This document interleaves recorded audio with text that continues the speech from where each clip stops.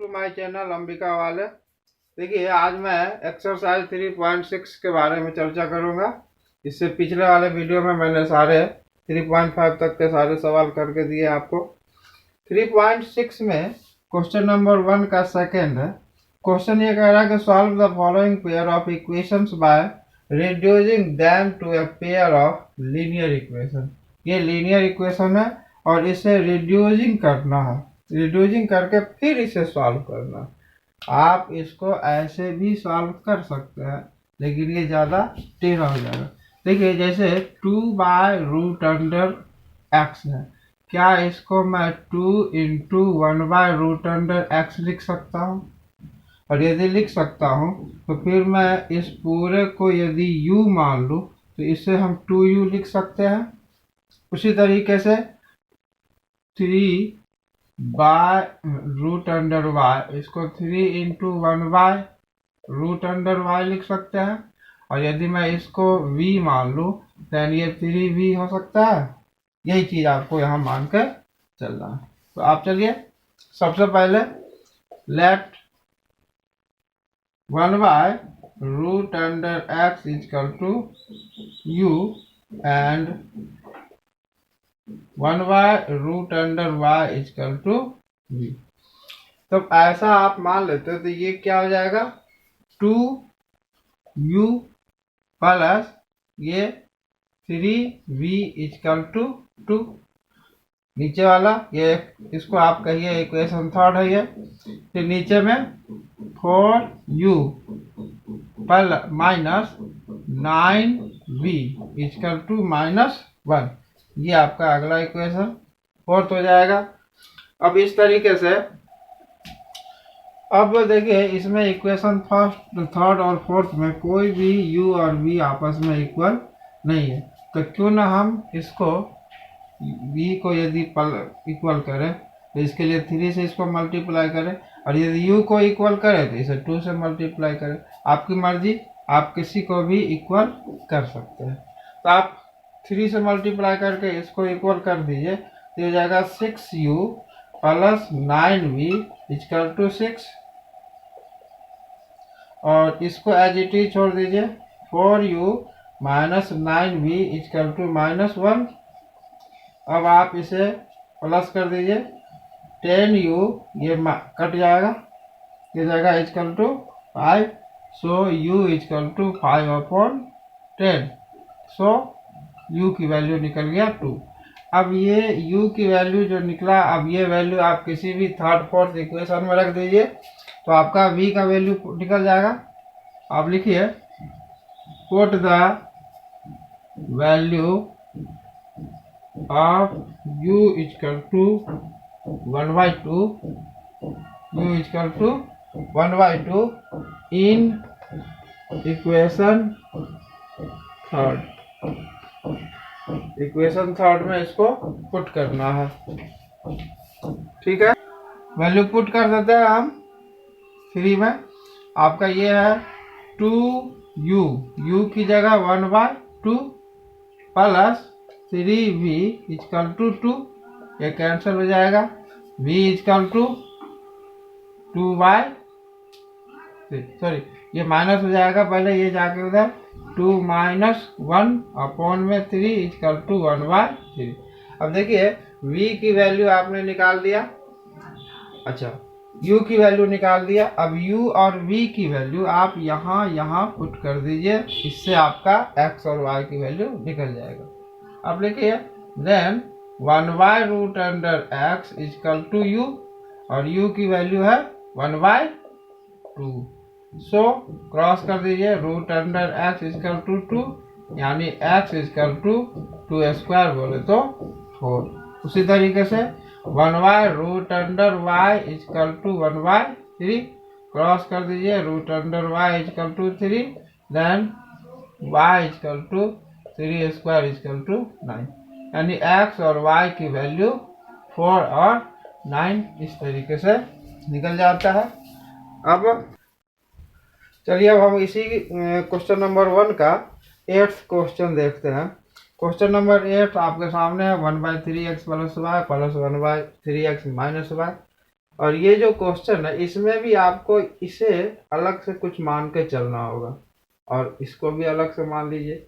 आप मान लीजिए कि let 1/3x plus Y equal to U and 1/3x minus Y equal to V, ऐसा मान लेते हैं। तो यहाँ तो बड़ा सिंपल हो जाता है, u plus V equal to 3/4। अब यदि आप 4 से सबको मल्टीप्लाई कर देते हैं तो जगह 4u plus 4v equal to 3, आप इसे कहिए इक्वेशन थर्ड। और इसी तरीके से यहाँ आ जाइए, तो ये 1/2 अलग हो जाएगा और 1/3x प्लस वाई, इसके बदले में आपने u माना, तो आपको ये लिख सकते हैं 1/2u plus minus 1/2v equal to minus 1/8। अब इन सबका एलसीएम ले तो 8 से आपको सबसे डिवाइड करना हो तो आप इसको 8 से डिवाइड करें, मल्टीप्लाई करेंगे, 2 4 जा 8, यानी कि ये हो जाएगा 4u minus 4v equal to minus 1। ये आपका हो गया इक्वेशन 4। अब इक्वेशन थर्ड और फोर्थ इसको आप सॉल्व करिए। थर्ड को लेकर आइए, 4u plus 4v equal to 3, subtract कर दीजिए, ये प्लस हो जाएगा, 8u ये कट हो जाएगा, ये हो जाएगा 2। सो u इजकल टू 2/8 यानी कि 1/4। अब देखिए u की वैल्यू निकल गई। अब आपको u की वैल्यू इक्वेशन थर्ड फोर्थ किसी में भी रखिए तो आपको v का वैल्यू फाइंड हो जाएगा। देन आप लिखिए कि put the value of u equal to 1/4 in equation third में मैं रख देता हूँ 4u की जगह 1/4 प्लस 4v इजकल टू 3।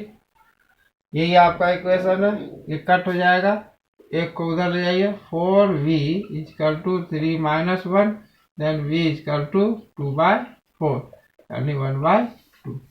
अब देखिए आपने u और v की दोनों वैल्यू निकाल ली और वो वैल्यू आप यहाँ पर पुट कर देंगे तो आपको एक नया इक्वेशन मिल जाएगा, और फिर हम उस नए इक्वेशन को सॉल्व करेंगे। Then 1/3x plus Y equal to u की जगह आप लिख देंगे 1/4।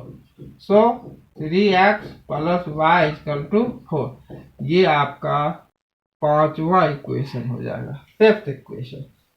Then 1/3x minus Y equal to 1/2, cross कर दीजिए, 3x minus Y equal to 2, ये हो गया आपका सिक्स्थ इक्वेशन।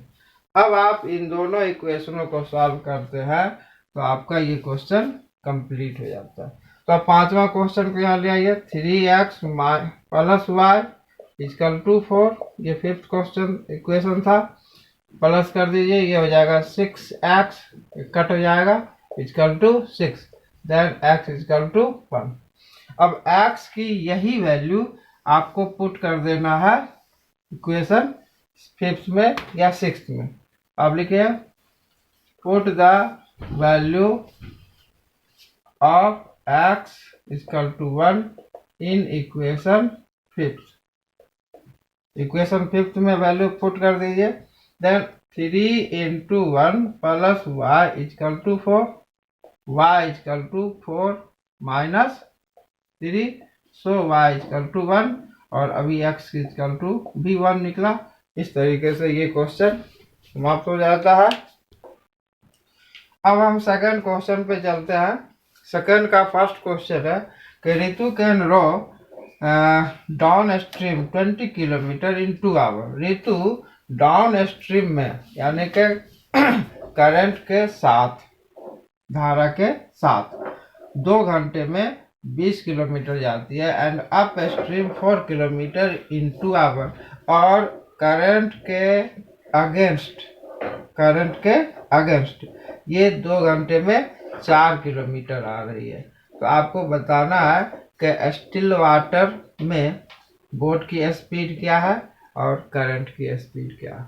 देखिए जब पानी सपोज कीजिए नदी है और नदी में इस डायरेक्शन में पानी मूव कर रहा है और पानी की स्पीड 3 किलोमीटर पर आवर है, जबकि आपके बोट की स्पीड 5 किलोमीटर पर आवर है, तो आपका ओवरऑल बोट के साथ जो करंट की स्पीड है वो 8 किलोमीटर हो जाएगी। आप 8 किलोमीटर के स्पीड से मूव करने लगेंगे। लेकिन यदि पानी इस तरफ मूव कर रही है और आपका बोट उल्टे डायरेक्शन में मूव कर रहा है, तब आपकी स्पीड जो कि 5 किलोमीटर है और करंट जो आपको उल्टे डायरेक्शन में प्रेस कर रही है वो 3 किलोमीटर पर आवर है, तो आपकी ओवरऑल स्पीड रह जाती है 2 किलोमीटर। ये तरीका होता है कर के साथ बोट का चलने का। तो आप दोनों की अलग अलग स्पीड मान लीजिए कि बोट की स्पीड क्या है और करंट की स्पीड क्या है। तो आप मान लीजिए कि let the speed of boat in still water be x kilometre per hour. x kilometre per hour आपने मान लिया। अच्छा, उसी बाद आप स्ट्रीम का भी स्पीड मान लीजिए। The speed of stream B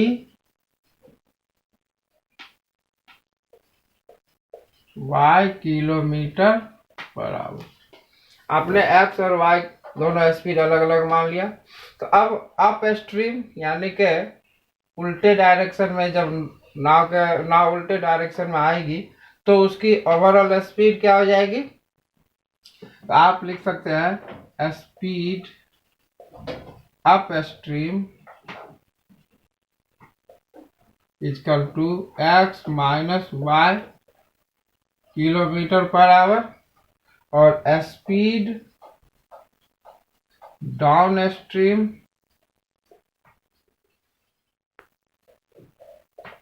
x plus y kilometre per our.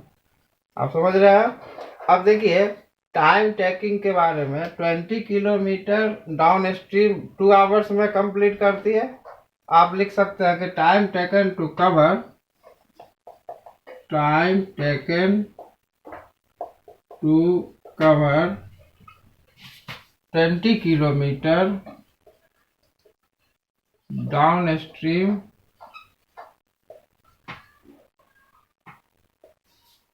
is equal to 2 hours। 2 घंटे में वो 20 किलोमीटर आ रही है। सो आप लिख सकते हैं 20 upon x plus Y equal to 2। Cross कर दीजिए तो ये आपको हो जाएगा x plus Y equal to 20 then x plus Y equal to 10। ये आपको मिल गया इक्वेशन फर्स्ट। इसी तरीके से आप इक्वेशन सेकंड को निकालिए। इक्वेशन सेकंड के लिए फिर से सेकंड के लिए time taken to cover 4 kilometre, ठीक है, ये दिया हुआ है। Upstream equal to 2 hour. तो टाइम टेकन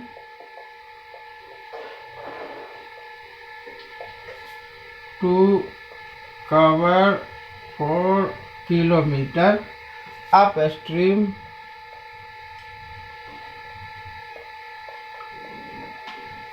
टू आवर। तब क्या हो जाएगा उसके according 4 upon x minus y equal to 2 then x minus y equal to 4 और x minus y equal to 2। ये आपका हो जाएगा इक्वेशन सेकंड। अब इक्वेशन फर्स्ट और सेकंड को सॉल्व कर दीजिए। x plus Y equal to 4 ये आपका पहला इक्वेशन था, सॉरी 10। ये आपका फर्स्ट इक्वेशन था। दोनों को सब्ट्रैक्ट कर दीजिए। 2x equal to 12। So x equal to 12/2 equal to 6 kilometre per hour. यानी कि बोट की स्पीड आपको मिल गई 12 किलोमीटर पर आवर। बोट की स्पीड। अब ये x की वैल्यू फर्स्ट सेकंड किसी भी इक्वेशन में पुट कर दीजिए। Then put the value of x equal to 6 in equation first. Equation first में पुट कर दीजिए। Then 6 plus y equal to 10, so y equal to 4 kilometre per hour. ठीक है, अब हम चलते हैं सेकंड के क्वेश्चन नंबर सेकंड पे। क्वेश्चन है कि 2 women and 5 men can together finish an embroidery work in 4 days। 2 औरत और 5 आदमी एम्ब्रॉयडरी के एक वर्क को 4 दिनों में समाप्त कर देता है, ऐसा क्वेश्चन कर रहा है। while 3 women and 6 men can finish it in 3 days। Second condition के लिए कह रहा है कि यदि 3 औरत और 6 आदमी उसी काम को 3 दिनों में पूरा कर सकते हैं, तो आप बताइए कि find the time taken by 1 woman along to finish the work. यानी कि एक अकेली औरत उस काम को कितने दिनों में कर सकते हैं, या एक अकेला आदमी उसी काम को कितने दिनों में कर सकता है। हमें एक साथ दो चीजों को मिला के क्वेश्चन बना के दिया हुआ है।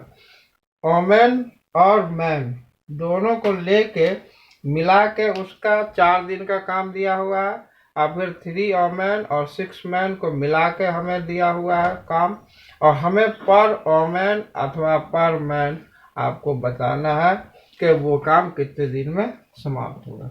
अब मुझे क्या पता कितने दिन में समाप्त होगा, तो हम ये मान लेते हैं कि let a woman can finish the embroidery in x days. मान लीजिए let 1 woman can finish the embroidery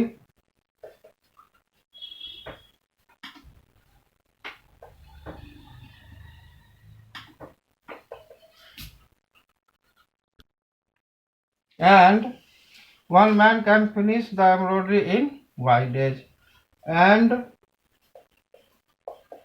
1 man can finish the embroidery y days।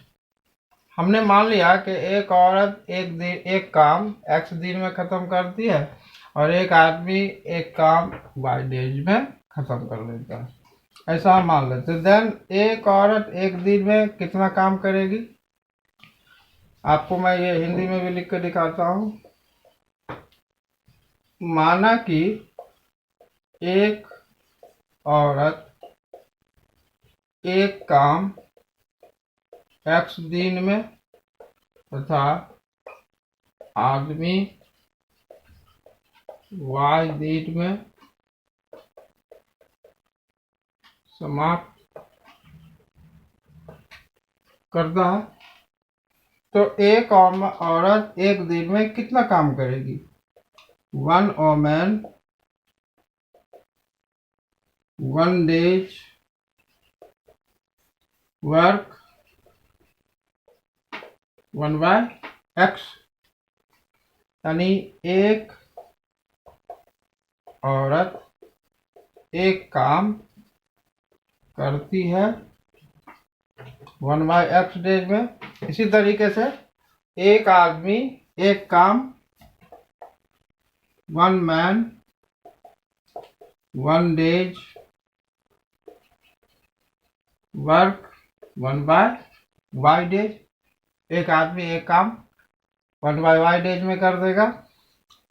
एक आदमी एक काम करता है 1 बाय y डेज। अब चलिए, एक औरत एक दिन में इतना कर रही है, एक आदमी इतना दिन में कर रही है। आपके सवाल के अकॉर्डिंग 2 औरत है और 5 आदमी है, तो दोनों मिलकर कर रहा है 1 बाय 4 डेज में, 4 डेज में कर रहे हैं। तो आप इसी को लिख दीजिए अकॉर्डिंग टू क्वेश्चन 2 वुमेन है यानी 2 बाय x, और 5 मैन है देन 5 बाय y। और इन दोनों को जोड़ देंगे तो ये 2 औरत और 5 आदमी के द्वारा किया गया काम है एक दिन में। वो काम बुक के अकॉर्डिंग 1/4 हो जाएगा। इसी तरीके से आप जो दूसरा कंडीशन है उसमें 3 औरत और x दिन के अकॉर्डिंग एक दिन में इतना काम हो रहा है, जबकि 6 मैन और एक दिन में इतना काम हो रहा है, दोनों को आप प्लस कर देते हैं तो ये 1/3 के इक्विवेलेंट हो जाता है। और इस तरीके से आपको 2 इक्वेशन मिलता है। अब जो ये इक्वेशन है हम इसे फिर से u और v में कन्वर्ट कर देंगे ताकि ये आसान होगा इसका कैलकुलेशन करना। तो आप इसको मान लीजिए 1/x equal to u and 1/y equal to v। Let 1/x equal to u and 1/y equal to v। तो ये कंडीशन क्या हो जाएगा, 2u plus 5v equal to 1/4। अब आप इसको सीधा कर सकते हैं तो सीधा कर दीजिए, ऐसा करेंगे तो ये इक्वल हो जाएगा, ये हट जाएगा 4 से आप इन सबको मल्टीप्लाई करिए। सो ये हो जाएगा 8u plus 20v equal to 1। ये आपका इक्वेशन हो गया थर्ड। इसी तरीके से सेकेंड इक्वेशन में भी आप लिख सकते हैं 3u plus 6v equal to 1/3। और इसे भी आप 3 से मल्टीप्लाई कर दीजिए क्योंकि ये हटाना है, ये जगह 9u plus 18v equal to 1। ये आपका हो गया इक्वेशन 4। अब देखिए इक्वेशन थर्ड और फोर्थ बहुत बड़ा हो रहा है तो आप इसको सॉल्व करने के लिए दोनों को मल्टीप्लाई करने की जरूरत है। इसको आप उठा के ले आइए यहाँ 8u plus 20v equal to 1। ये जो इक्वेशन थर्ड है। अब मैं u या v किसी को भी इक्वल करूं तो कोई नंबर एक ऐसा नहीं है जिससे मल्टीप्लाई करके इक्वल किया जा सके, तो क्यों ना मैं इसको 8 से और इसको 9 से मल्टीप्लाई कर दूं ताकि ये u वाला हिस्सा जो है ये इक्वल हो जाए। ठीक, अब मैंने इसको मल्टीप्लाई कर दिया और साइन चेंज करके मैंने इसको कट कर दिया तो ये आ गया 36v equal to -1, minus minus cancel हो जाएगा, देन v इक्वल टू 1/36। अब v की ये वैल्यू आप किसी में भी पुट कर दीजिए, 8 फोर्थ और थर्ड किसी में भी आप पुट कर सकते हैं। अब लिखिए put the value of v equal to 1/36 in equation third. थर्ड इक्वेशन में हम रख देते हैं, थर्ड इक्वेशन है हमारा 8u प्लस 20 इंटू v की वैल्यू 1/36 इक्वल टू 1। अब आप इसे उधर ले जाइए, ये कट जाएगा 9 और ये हो जाएगा 4 5 20। 8u equal to 1 minus 5/9 and 8u equal to हो जाएगा 4/9, then u equal to 4/9 into 8, ये कट हो जाएगा 2, u इक्वल टू 1/80। अब आपने u और v दोनों की वैल्यू निकाल ली। अब ये u और v की वैल्यू जो है आप अगले उसमें पुट कर दीजिए यहाँ पे ताकि आप उसको निकाल सकें। अब 1/x इक्वल टू u था तो u की जगह आप 1/18 लिख देंगे, क्रॉस कर दीजिए, देन x इक्वल टू 18। और सेकेंड था 1/y इक्वल टू v और v की वैल्यू 1/36। ठीक है, क्रॉस कर दीजिए इसको, then y equal to 36। x और y दोनों की वैल्यू आपने निकाल दिया।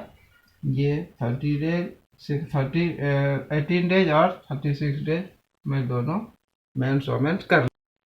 अब मैं यहीं पर आपको 3.6 के सारे क्वेश्चन कर दिया हो, एक आध क्वेश्चन मैंने छोड़ दिया है जो आप आसानी से कर सकते हैं।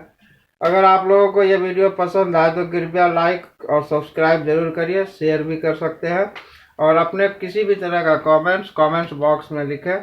Thanks for watching. धन्यवाद।